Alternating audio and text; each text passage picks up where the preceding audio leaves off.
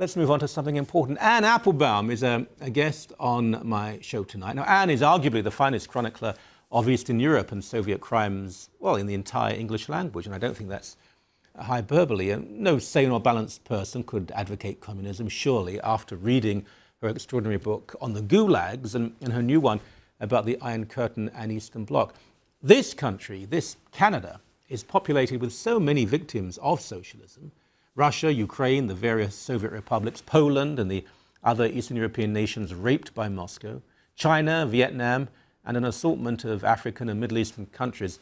One of the tragedies of our time, of any time really, is that the agonies of these various nationalities have not been commemorated in the way they deserve.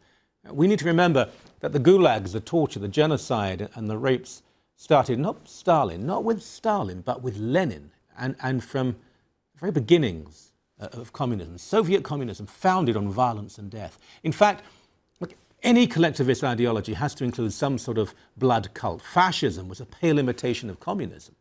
The idea that people are anonymous members of a group rather than precious individuals will always lead to tragedy. We need to remember the people of Ukraine who were starved, beaten, and murdered. Need to remember the Soviet guards standing outside enormous food centers watching as Ukrainian children died of hunger. Let us remember how the New York Times denied that this was even happening. The same New York Times that knew of the Holocaust and yet never gave it more than a token mention. Let us remember the Poles, their best and brightest, killed by Marxist communists from the East and National Socialists from the West. Let us remember that the gangster Stalin prevented Polish Battle of Britain pilot heroes marching in the London 1945 Victory Parade. So obsessed was he with snuffing out Polish identity. Let us remember ethnic Germans murdered and transported by the Soviets. Let us remember the millions killed in the new Marxist dawn of Cambodia, some of them simply because they were able to read and write or just wore glasses. Let us remember the Cultural Revolution in China with the blood running under the doors of the mass prisons, yes, and clever people in the West lauding China's communist leadership for their actions. Let us remember the terrified boat people of Vietnam fleeing firing squads and concentration camps. Let us remember all of those who died because of a twisted, ugly philosophy. For those I did not mention by name, forgive me, there are just so many to list. And let us also remember the useful idiots, the people in the West who let or encourage this to happen and who still enable similar horrors. The fools at the demonstrations, the selective outrage types who scream about America, Canada, Israel and the West, but say nothing about Iran, China, North Korea, Cuba. There is so much blood on their hands. The undereducated generally say at some point that more people have died in the name of religion than anything else. Oh, please, no. Far more people have died in the name of communism. Hundreds of millions of them, most in one single century. Dead because they weren't read. Shame, shame, shame. I'm quite angry with my next guest because she kept me up till about 4 in the morning. I should qualify that straight away, reading her book, Iron Curtain, The Crushing of Eastern Europe, 1944 to 1956. I've read a fair bit about this region and this era, but this is honestly the best single volume on this I've ever encountered. Anne Applebaum, author of Gulag, winner of the Pulitzer Prize, and so much else. Golly, you're impressive. Golly, thank you very much for saying so. There's been a fair bit written about this, but I don't recall in one volume in English this area covered. No, it's true. There's a lot written about this period, particularly in the languages of those countries. Yeah. But what I wanted to do was put together my own research that others have done in the last couple of decades, and put it in one volume so that the whole story is told, and you can see not just what happened in Poland or what happened in Hungary, but you can see the patterns. You know, what was Soviet occupation? How did it work? How did they get all these countries to go along with it for this period of time? You know, what was the Stalinist system? It seemed to me that this was exactly the moment where you could see what is the institutional basis of it, what's the psychological basis of it, how, you know, how does the ideology work? And that was the reason for this book. Well, that's a wonderful first question, because you think of the Poles, for example, but not just the Poles, people who are so independent and so willing to give everything for their freedom, and yet the system pretty much worked. It controlled people. There were rebellions and revolutions, but it did control successfully for so long. I mean, it was a polished technique. There was very careful use of targeted violence, not mass violence, so picking out people who might be leaders, people who might be kind of carry the national ideal. There's also a lot of concern for control of the mass media, of the radio. And also one of the things I didn't expect to find when I did this work is really right from the beginning, the Soviet Union and its communist local allies was obsessed with what we now call civil society, so self-organizing groups and the Boy Scouts and church groups, and making sure that they didn't exist, or if they did exist, they were under some kind of state-controlled umbrella. And that was really, that was one of the key pieces of the system. That they maintained control. It wasn't just political, it wasn't just economic, it was also control over civic life, cultural life. Which is not dissimilar to National Socialism, because the Germans did have alternatives to every group, alternatives to the church, alternatives to the Scouts, alternatives to youth clubs, and gradually they submerged all of their rivals. Now, they didn't have as long, of course, as the Soviets had. They didn't have as long, and there were other outlets in Nazi Germany that were, it was a little bit different. And there was some free enterprise, for example. It was not all state-dominated. Of course, there were many people who they didn't have the energy, the courage, the capability to resist, but were there other people who really did believe in the system? I remember going to East Germany, for example, and I was surprised, frankly, at how many people seemed to really believe in the system. I mean, people did. It's very difficult when looking at this. There are different periods, right? So the period I'm talking about in this book and later period are different.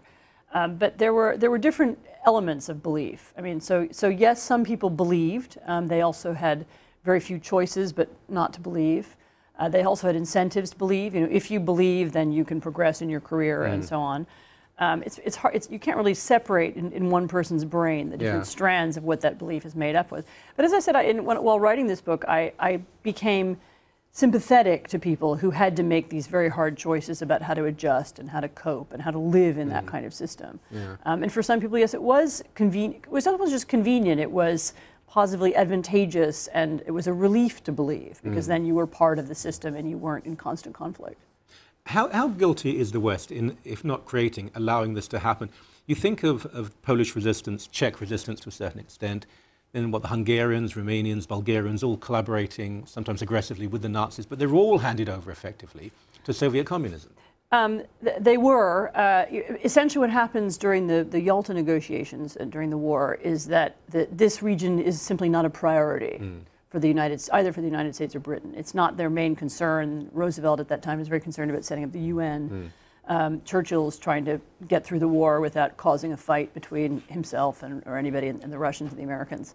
So they're never focused on this region, and Stalin is. And Stalin is he knows where the borders are being drawn. He understands the ethnic distinctions between the different parts of the region.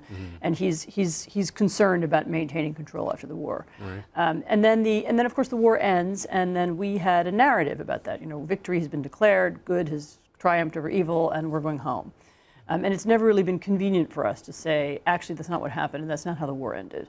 And we dismantled Hitler's camps, but Stalin's camps expanded after the war. Yeah. And there was a consensus that Greece would be fought over, communism wouldn't go here, Turkey, Greece.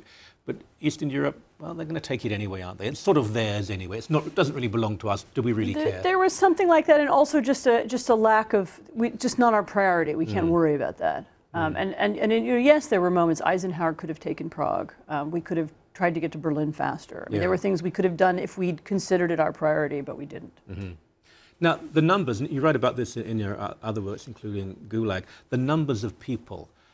I've never thought that Soviet communism was as inherently directly sadistic as Nazism. It wasn't genocidal, but anyone in the way, even suspected of being a problem, would be dealt with. The numbers of people in this period who were in camps, who were taken away, they may have survived, many died, whose families were just obliterated, but we're talking of millions of people here. We're talking about millions of people. It's very hard to calculate, particularly in this time, what kinds of numbers you mean, because do you count the people who died during the Red Army's invasion? You know, do you count the people who their farms are collectivized, so they lose their main means of living, so they starve, and it's very hard. It's always been very hard to estimate numbers.